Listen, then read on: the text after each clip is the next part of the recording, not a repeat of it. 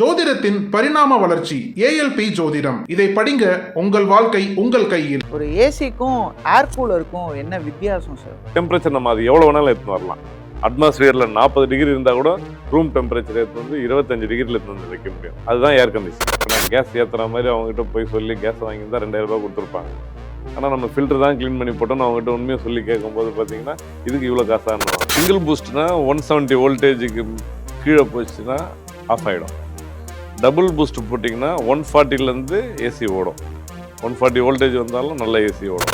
Middle class ஃபேமிலிகள் நிறைய பேர் முதல்ல ட்ரை பண்ண விஷயமா ஏர் கூலர் தான் இருந்துச்சு.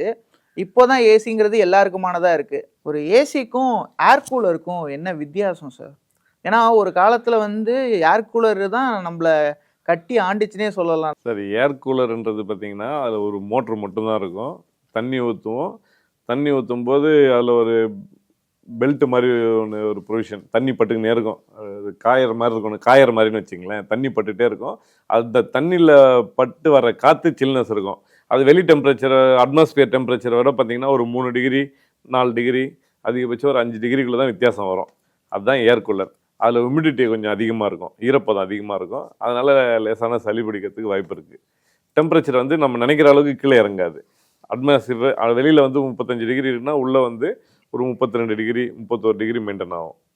ஏசின்றது பார்த்திங்கன்னா அது அதுக்கு நான் ஏற்கனவே சொன்னது தான். ப்ரெஷரு இதெல்லாம் இருக்கிறது கம்ப்ரஸர் வச்சுருக்கிறதுனால டெம்பரேச்சர் நம்ம அது எவ்வளோ வேணாலும் எடுத்துன்னு வரலாம். அட்மாஸ்பியரில் 40 டிகிரி இருந்தால் கூட ரூம் டெம்பரேச்சர் எடுத்துன்னு வந்து 25 டிகிரியில் எடுத்துன்னு வந்து வைக்க முடியும். அதுதான் ஏர் கண்டிஷன். சார், இப்போ ஒரு வீட்டில் கிச்சன் சைடு சிம்னி இருக்குது.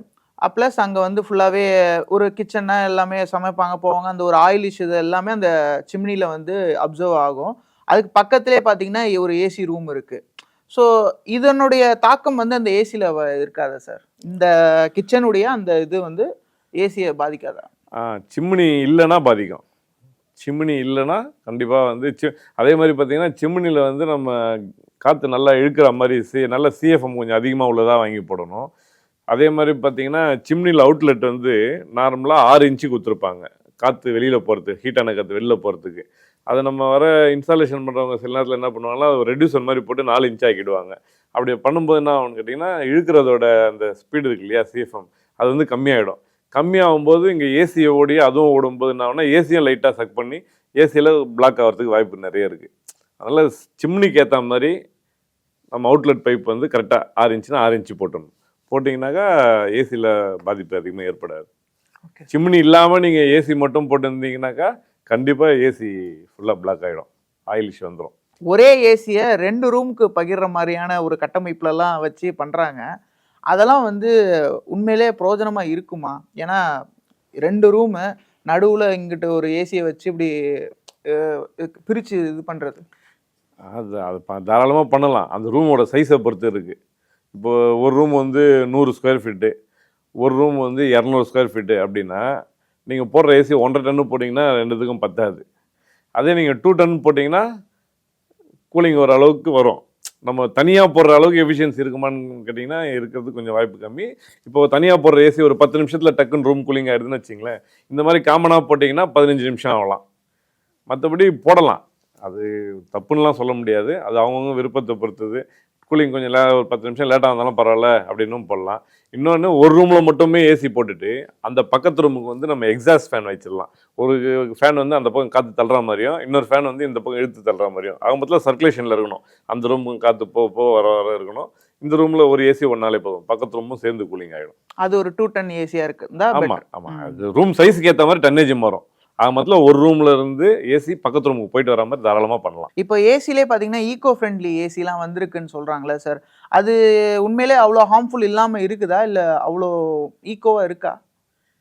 ஈகோ ஃப்ரெண்ட்லினா மெயினாக அந்த கேஸை தான் சொல்லுவாங்க. ஈகோ ஃப்ரெண்ட்லி குளோரோஃபானான்னு சொல்லுவாங்க. ஆமாம், இப்போ முதல்ல R22 கேஸ் வந்தது இல்லையா, அது ஓசோனை பாதிக்குதுன்னு சொல்லிட்டு தான் பிரச்சனை. அதுக்கு தான் அந்த கேஸ்லாம் இப்போ பேன் பண்ண போகிறாங்க. R12ன்னு ஒன்று இருந்தது. முதல்ல ஃப்ரிட்ஜுக்கு அது R12 தான் யூஸ் பண்ணுவாங்க. அதை மேக்ஸிமம் இப்போ பேன் பண்ணிட்டாங்க. அதுதான் ஓசோனை பாதிக்குது, ஓசோனில் பெரிய இஷ்யூ வருது, விரிஞ்சினே போகுதுன்னாங்க. இப்போது 22வும் கொஞ்சம் கொஞ்சம் கம்மி பண்ணிவிட்டு இப்போ தான் 32ன்னு வந்துச்சு, 410 வந்துச்சு, 407C, நிறைய கேஸ் இருக்குது, 134A. இதை தான் ஈகோ ஃப்ரெண்ட்லின்னு சொல்கிறாங்க. மற்றபடி வேறு என்ன ஈகோ ஃப்ரெண்ட்லின்னு எனக்கு எது வந்து பெஸ்ட், காப்பர் காயிலா இல்ல அலுமினியம் காயிலா? காப்பர் காயில் தான் சார் பெஸ்ட்டு. அலுமினியம் காயில் பார்த்தீங்கன்னா உங்களுக்கு லீக் ஆச்சுன்னா வெல்டிங் பண்ண முடியாது.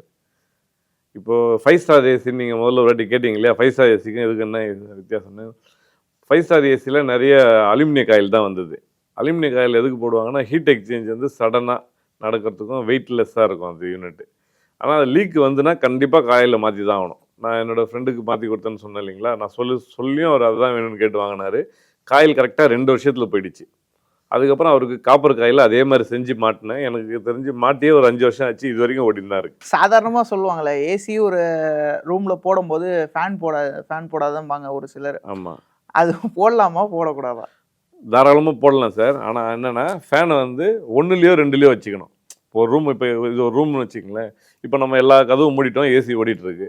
இங்கே நீங்கள் ஃபேனை 5ல் வச்சிங்கன்னா என்ன ஆகும், ஃபுல் ப்ரெஷராக ஓடும் இல்லையா. ஓடும்போது எங்கெங்கெல்லாம் கேப் இருக்கோ அந்த கேப் வழியாக கூலிங்கும் சேர்ந்து வெளியில் போயிடும். அதே நீங்கள் ஏசியை வந்து போட்டுட்டு 2லையோ 1லையோ வச்சிங்கன்னா என்ன ஆகும், காற்று மைல்டாக சுற்றும். அப்போ எல்லா இடத்துலையும் நல்லா பரவும். ஏசி வந்து எல்லா இடத்துலையும் பரவும். அது பெஸ்ட்டு. ஸ்பீடாக வைக்கக்கூடாது, ஃபுல் ஸ்பீடில் வைக்கக்கூடாது. புதுசா ஏசி வாங்கணும்னு நினைக்கிறவங்க இப்போ எதை பத்தி யோசிச்சுட்டு வாங்கணும்னு நினைக்கிறீங்க நீங்க? சார், எந்த ஏசி தரமானது, எது லைஃப் நல்ல அதிக நாள் உழைக்கும் அப்படின்றது மெயினாக பார்க்கணும். மற்றபடி கரண்ட் பில்லுன்றது நம்ம ஏசி வாங்கணும்னு முடிவு பண்ணிட்டா கரண்ட் பில் அதிகமாக தான் ஆகும். இதுதான் எப்படி சொல்கிறது, என்னோட யோசனை இதுதான். நான் எனக்குன்னு வாங்குறேன்னா ஏசி எது நல்லா உழைக்கும்னு தான் பார்ப்பேன். கரண்ட் பில்லுன்றது ஒன்றும் ஆயிரக்கணக்கில் வித்தியாசம் வந்துடாது. பிராண்டுக்கு பிராண்டு ஒரு மாதத்துக்கே கணக்கு பண்ணிங்கன்னா 100-200 தான் வித்தியாசம் வர்றதுக்கு வாய்ப்பு இருக்குது. மற்றபடி தரமானதாக வாங்கணும், அவ்வளோதான். அதில் இந்த காப்பர் காயில் ஆமாம், கண்டிப்பாக காப்பர் காயில் தான் வாங்கணும். அலுமினிய காயில் வாங்கக்கூடாது. ஸ்டெபிளைசர் பார்த்தீங்கன்னாக்கா முடிஞ்ச வரைக்கும் டபுள் பூஸ்ட் போயிடணும். சிங்கிள் பூஸ்ட் போனீங்கன்னாக்கா 170 வோல்டேஜ் கீழே போச்சுன்னா ஏசி ட்ரிப் ஆகிடும். டபுள் பூஸ்ட்டு ஹெவி வாங்கினீங்கன்னாக்கா 140 வோல்டேஜ்லேருந்து ஏசி ஓடும். நிறைய கம்ப்ளைண்ட் எனக்கு தெரிஞ்சவங்க, அதாவது நான் வாங்கி கொடுக்குற ஏசியில் எல்லாருக்குமே டபுள் பூஸ்ட் தான் போடுறேன் நான். அதனால் எனக்கு அந்த கம்ப்ளைண்ட் வராது. மற்றவங்க புதுசாக வர்றவங்க, ஏசி ஓடலன்னு வரவங்க போய் பார்க்கும்போது பார்த்தீங்கன்னா சிங்கிள் பூஸ்ட் போட்டிருப்பாங்க. வோல்டேஜ் கம்மியானா ட்ரிப் ஆகிடும். ட்ரிப் ஆகுதுன்னா கம்ப்ரஸர் ஆன் ஆகாது. அப்போ ஏசி கூலிங் வரல அப்படின்வாங்க. சில கஸ்டமர் பார்த்தீங்கன்னா ஃபோன் பண்ணிவிட்டு எங்கள் வீட்டில் ஏசி கேஸ் லீக்குங்க, உடனே ஆள் அனுப்புங்கன்னுவாங்க. இப்போ எங்கள் பையனை அனுப்புவேன், போய் பார்த்துட்டு வாடான்னு. போய் பார்த்தா 6 மாதமாக ஃபில்டரை க்ளீன் பண்ணி வைக்க மாட்டாங்க. சிமெண்ட் மாதிரி அடைச்சின்னு இருக்கும். இவன் என்ன பண்ணுவான், அதை கழட்டி க்ளீன் பண்ணி போட்டு செக் பண்ணி கொடுத்தா ஆன் ஆகிடும், ஓடும், நல்லா கூலிங் வந்துடும். பையன் போய்ட்டு சர்வீஸ் பண்ணிட்டோங்க, இவ்வளோ தாங்க ஆச்சுன்னு ஒரு 500 ரூபாய் கேட்குறான்னு வச்சுங்க. என்னப்பா ஃபில்டர் கழட்டி போட்டதுக்கு 500 ரூபான்றியே அப்படின்வாங்க. அவங்க கூப்பிட்டது எதுக்குன்னா கேஸ். இப்போ நான் கேஸ் ஏற்றுற மாதிரி அவங்ககிட்ட போய் சொல்லி கேஸ் வாங்கியிருந்தா 2000 ரூபாய் கொடுத்துருப்பாங்க. ஆனால் நம்ம ஃபில்டர் தான் க்ளீன் பண்ணி போட்டோன்னு அவங்ககிட்ட உண்மையாக சொல்லி கேட்கும்போது பார்த்தீங்கன்னா இதுக்கு இவ்வளோ காசான்னுவாங்க. ஆனால் அது ஃபில்டர் க்ளீன் பண்ணி போட்டதுக்கப்புறம் ஃபுல் எஃபிஷியன்சியோட ஓடும் அவங்களுக்கு. சார், இப்போ நம்ம பேசும்போது ஏசியில் வந்து விண்டோ ஏசி, ஸ்ப்ளிட் ஏசின்னு பேசியிருந்தோம். அப்புறம் அந்த சென்ட்ரலைஸ்டு ஏசி, இது மட்டும் இல்லாமல் நிறைய டைப் ஆஃப் ஏசிஸ் இருக்கா சார்? இருக்குது. பேக்கேஜ் ஏசி இருக்குது. விஆர்எஃப்னு ஒன்று இருக்குது. விஆர்எஃப் எப்படின்னு பார்த்தீங்கன்னா, ஒரு வீடு இருக்குதுன்னு வச்சுங்களேன். வீட்டில் ஒரு 5 ரூம் இருக்குது, 6 ரூம் இருக்குது அப்படின்னா ஒரே யூனிட்டாக மேலே வச்சுருவாங்க. மொட்டை மாடியில் அவுடோர் யூனிட் வந்து 1 வச்சுருவாங்க. ஸ்ப்ளிட் ஏசி மாதிரி தான், ஸ்ப்ளிட் ஏசி இண்டோர் யூனிட் மாதிரி தான். ஒரு ரூம்லேயும் இண்டோர் யூனிட் இருக்கும். அது 5 ரூமில் ஒரு ரூமில் ஏசி ஆன் பண்ணால் கூட அந்த அவுடோர் யூனிட் ஆன் ஆகிடும். 5 ரூம்லேயும் ஏசி ஆன் பண்ணாலும் அந்த ஒரு அவுடோர் யூனிட் தான் ஓடும். அந்த ஒரு அவுடோர் யூனிட் ஓடினாலே போதும், வீடு மொத்தமும் கூலிங்காக இருக்கும். இதில் டிஸ்அட்வான்டேஜ்ன்றது என்னன்னு கேட்டிங்கன்னா, சப்போஸ் இண்டோர் யூனிட் ஒரு யூனிட் ஃபால்ட்டுனா மற்ற 5 ரூம்லேயும் ஏசி ஓடும், 4 ரூம்லேயும் ஓடும். சப்போஸ் அவுடோர் யூனிட்டில் ஒரு ஃபேன் மோட்டர் போனாலோ கம்ப்ரஸர் போனாலோ 5 ரூம்லேயும் ஏசி ஓடாது. இதுதான் அதில் உள்ளது. இன்வெர்டர் ஏசின்னு இப்போ ரொம்ப பிரபலமாக இருக்குல்ல சார், அதை பற்றி கொஞ்சம் சொல்லுங்களேன் சார். சரி, இன்வெர்டர் ஏசி அது வந்து கரண்ட் பில் கம்மியாகுது அப்படின்னா எதனால் கம்மியாகுதுன்னா, அது இப்போ நார்மல் ஏசி சொல்கிறீங்களே, இன்வெர்டர் ஏசி இல்லாமல் நார்மல் ஏசி எப்படி ஓடுனா, ரூம் டெம்பரேச்சர் வந்தோன்னா கம்ப்ரஸர் ஆஃப் ஆகிட்டு திரும்பி ஆன் ஆகும். ஆன் ஆகும்போது ஸ்டார்டிங் கரண்ட் வந்து அதிகமாகும், ஆம்ஸ் அதிகமாக எடுக்கும். ஒரு நாளைக்கு ஒரு 20 முறை ஆஃப் ஆகி ஆன் ஆகுதுன்னு வச்சுக்கோங்க. அப்போ அதுக்கேற்ற மாதிரி கம்ப்ரஸர் வந்து ஆம்ஸ் அதிகமாகும். ஆம்ஸ் அதிகமாகும் போது கரண்ட் பில் ஆட்டோமேட்டிக்காக கொஞ்சம் அதிகமாகும். இன்வெர்டர் ஏசியில் என்ன விஷயம்னு கேட்டிங்கன்னா, கம்ப்ரஸர் வந்து ரூம் டெம்பரேச்சர் வந்தோடனே ஆஃப் ஆகிடாது, ஸ்லோவாக சுற்றும். அதோட கம்ப்ரஸர் வந்து கம்ப்ளீட்டாக ஆஃப் ஆகாமல் அதோட ஸ்பீடு கம்மியாகிடும். திருப்பியும் டெம்பரேச்சர் தேவைப்படும் போது, இப்போ நீங்கள் 25 வைக்கிறீங்க, 25 வந்தோடனே கம்ப்ரஸரோட ஸ்பீடு வந்து கம்மியாகிடும், ஆஃப் ஆகாது. திருப்பி 28 போன உடனே கம்ப்ரஸர் திருப்பியும் வேகமாக சுற்ற ஆரம்பிக்கும். அது வந்து டோட்டலாக ஆஃப் ஆகி ஆன் ஆகாது. அந்த ஸ்டார்டிங் கரண்ட் வந்து அதிகமாகிறதுனால தான் கரண்ட் பில் அதிகமாகுது. இதில் அந்த மாதிரி ஆன் ஆகி ஆஃப் ஆகிற வேலை கிடையாது. ரொம்ப ரேர் ஆன் ஆகி ஆஃப் ஆகுறது. அதனால தான் கரண்ட் பில் கம்மியாகுது. சார் இப்போ நம்ம ஏசி பற்றி பேசும்போதே ஸ்டெபிளைசர் பற்றி பேசுனீங்க, அதுவும் டபுள் பூஸ்டர் தான் போடுவோன்னு. இப்போ ஸ்டெபிளைசர் இல்லாமல் ஏசி ரொம்ப கஷ்டமா சார் யூஸ் பண்ணுறது? கம்ப்ரஸரு, மோட்ரு எல்லாத்துக்கும் சேஃப்டி. எந்த ஒரு பொருள் டிவியே எடுத்தாலும் உங்களுக்கு ஸ்டெபிளைசர் போட்டிங்கனாக்கா நல்லது தானே. ஹை வோல்டேஜ் லோ வோல்டேஜ்லேருந்து காற்று கொடுக்கும், ரிப்பேர் ஆகாமல் பார்த்துக்கும். அதுக்கு தானே ஸ்டெபிளைசர் போடுறது. இப்போ சிங்கிள் பூஸ்டர் டபுள் பூஸ்டர்னு சொன்னீங்களா சார்? அப்படின்னா சிங்கிள் பூஸ்ட்னா 170 வோல்டேஜுக்கு கீழே போச்சுன்னா ஆஃப் ஆகிடும். டபுள் பூஸ்ட் போட்டிங்கன்னா 140லேருந்து ஏசி ஓடும். 140 வோல்டேஜ் வந்தாலும் நல்ல ஏசி ஓடும். இதுதான் சிங்கிள் பூஸ்ட். ட்ரிபிள் பூஸ்ட்னு ஒன்று இருக்குது. அது போனீங்கன்னா 110 வோல்டேஜ் 120 வோல்டேஜ் வந்தாலும் ஏசி ஓடும். ட்ரிபிள் பூஸ்ட் அதெல்லாம் பெரிய பெரிய நிறுவனங்கள்ல தான். இல்லை வீடுங்களுக்கு போடுறது தான். இப்போ நம்ம வீடு வந்து சென்னைக்குள்ளே இருக்குன்னு வச்சிங்களேன், நார்மலாக டபுள் பூஸ்ட் போட்டாலே போதும். இல்லை சில இதில் வந்து வோல்டேஜ் எப்பயுமே கரெக்டாக வருதுன்னா சிங்கிள் பூஸ்ட் கூட போடலாம். 170 வோல்டேஜ் அண்ணா நகர்லாம் பார்த்தீங்கன்னா அவ்வளோ லோ வோல்டேஜ் வராது. போயஸ் கார்டன் போனீங்கன்னா லோ வோல்டேஜ் வராது. அது மாதிரி இதான் ஒரு சில விஐபி ஏரியாலாம் பார்த்தீங்கன்னா லோ வோல்டேஜ் வராது. அங்கெல்லாம் சிங்கிள் பூஸ்ட் போட்டாலே போதும்.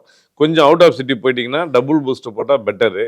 இன்னும் ரூரல் கிராமம் பக்கம்லாம் போனீங்கன்னா வோல்டேஜே வராது. அங்கே போனீங்கன்னாக்கா ட்ரிபிள் பூஸ்ட் போட்டிங்கன்னா ஏசி கண்டிப்பாக ஓடும். அங்கே போயிட்டு சிங்கிள் பூஸ்ட் போட்டிங்கன்னா ஓடாது. ட்ரிபிள் பூஸ்ட் போட்டால் மட்டும்தான் ஓடும். இப்போ கிராமங்கள்லாம் போனீங்கன்னா அங்கெல்லாம் 120 130 வோல்டேஜ் வரும். அப்போ ஏசி எப்படி ஓடும்? ஓடாது இல்லை. அதுக்கேற்ற மாதிரியான ஸ்டெபிளைசரை பயன்படுத்து. 3 வகையான ஸ்டெபிளைசர் இருக்குது. சிங்கிள் பூஸ்டருக்கு 170 வோல்டேஜ் வந்தால் ஓடுற மாதிரி, அது டபுள் பூஸ்ட்ன்றது 140 வோல்டேஜ் வந்தால் ஓடுற மாதிரி, ட்ரிபிள் பூஸ்ட்ன்றது 120 130 வந்தாலும் ஏசி ஓடும். இது இல்லாமல் நார்மலாக ஏசி வாங்கும்போது ஃப்ரீயாக ஒரு ஸ்டெபிளைசர் கொடுப்பாங்க. அது பார்த்தீங்கன்னா 10 வோல்டேஜ் பூஸ்ட் பண்ணும், அவ்வளோதான். அது நிறைய பேருக்கு தெரியாது. ஸ்டெபிளைசர் போட்டிருக்கோமேன்னு வாங்க. அது வெறும் 10 வோல்டேஜ் முன்ன பின்ன கொடுக்கும், அவ்வளோதான். டைம் டிலே மட்டும்தான் அதில் இருக்கும். மகேஷ் சார், ரொம்ப நன்றி சார். உங்களுடைய நேரத்தை எங்களுக்காக ஒதுக்கி ஏசி பற்றின பல விஷயங்கள், அதுவும் எல்லாருக்குமே புரிகிற மாதிரி ரொம்ப சிம்பிளாக சொன்னீங்க.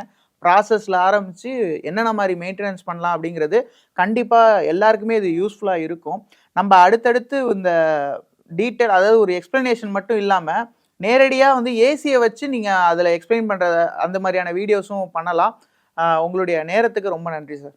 கண்டிப்பாக ரொம்ப நன்றி. கண்டிப்பாக வந்து சொல்கிறேன் அதை பற்றி. தமிழகத்தின் அரசியல் புலனாய்வு வரலாறு நக்கீரன் பப்ளிகேஷன்ஸ். இந்த கோடை விடுமுறையை புத்தகங்களுடன் கொண்டாடுங்கள். உலக புத்தக தினம் மற்றும் கோடை காலத்தை முன்னிட்டு ஏப்ரல் 23 முதல் மே 30 வரை நக்கீரன் வெளியீடுகளான அனைத்து நூல்களுக்கும் 25% சிறப்பு தள்ளுபடி. புத்தகங்களால் கோடையை கொண்டாடுவோம்.